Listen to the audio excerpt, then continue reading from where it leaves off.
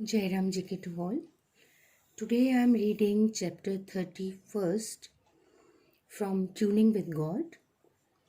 The title of the chapter is On TV Saints, Sex and God, a Dialogue.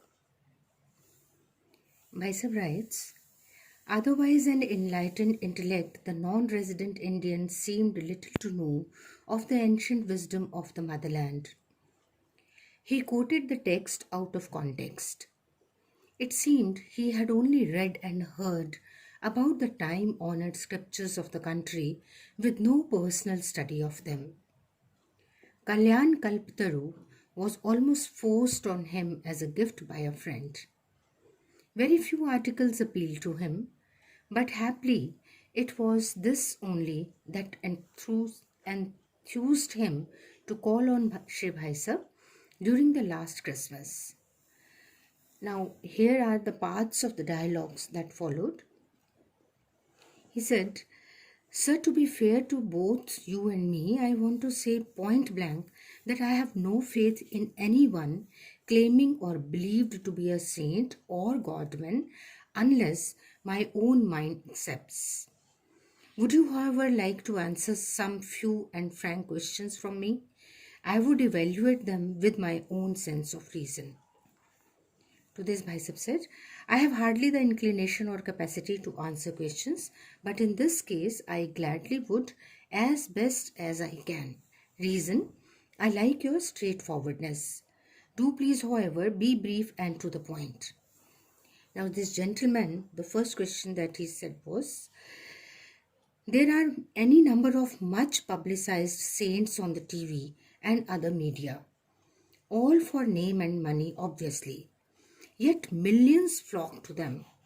Is it not blind faith and foolish?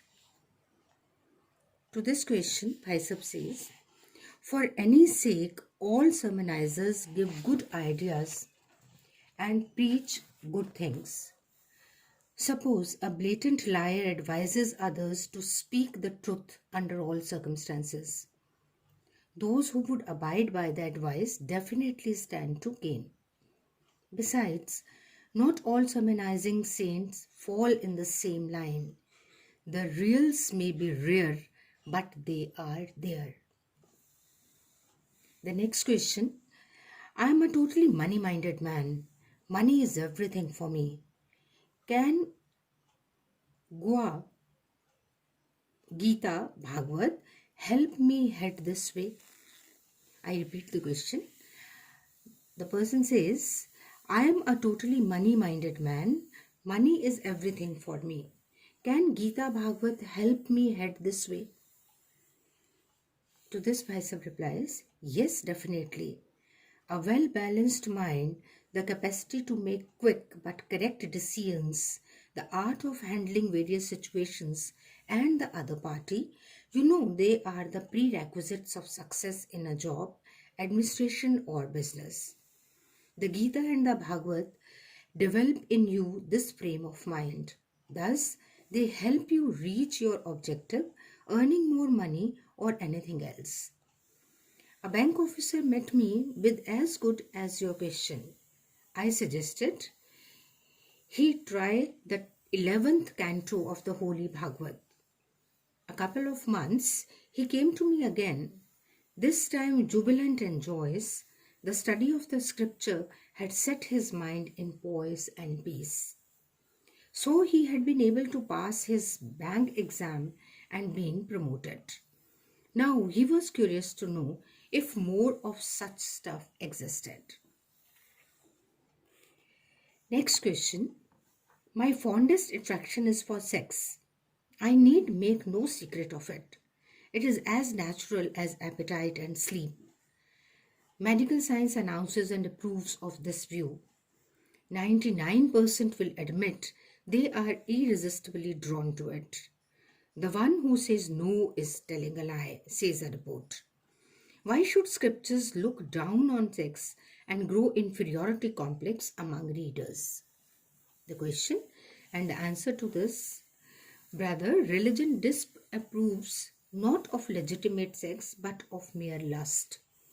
The Gita first emphasizes that any special distinction anywhere is a special manifestation of Godhead, and then goes as far as to confer this status on righteous sects too.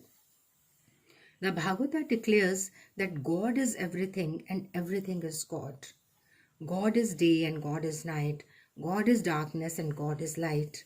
So also God is sex and God is celibacy in life. But the stress is on celibacy, is it not, sir? To this Bhaisab replies, as you said above, appetite, sleep and sex are the natural instincts of man, but some greats rise above. Great men in any field of life eat and sleep less. They have to devote their time and energy in the practice of self-improvement, self-reforms, scientific developments, human welfare, or God realization. Examples of such notables are too well known to quote. Next question. There is no dearth of hymns glorifying God to any height. Amusingly, God feels puffed up by the praise offered in them. What is the difference between God and humans, both feeling flattered when praise is showered on them? Bicep replies, a little child sits in the lap of its grandfather. He raises his hand as high as can and exclaims, "Oh, Granny, you are that tall and big." It looks at the He looks at the elder with wonder in its eyes. The granny doesn't pride in being called big by the sapling. All the same, he delights in the compliment for sheer love. Similar is the imprint of devotees' songs of praise on God. Not that the Almighty feels flattered or puffed up in any sense of the word, but that He, the Great Father, simply appreciates the spirit behind. Okay, but God sides always with the gods in heaven and never with the demons. Obviously, because gods grade him to heights unimaginable. Demons don't have that cleverness. To this, Bicep says, don't please jump to conclusions without looking into the case first. The demons, by the sheer physical force in them, seize the rightful place of the gods from them. When unable to take it back, the gods resort to the just and fair one, who gets back them their due. Prahlad, Bali, Vritrasur were all born in the dynasty of the demons. As they were devoted to God, the great master rewarded them richlier than the gods. See the scriptures for this. God sides with truth and uprightness to whomsoever they may belong, indiscriminately. Then it is said that God is great.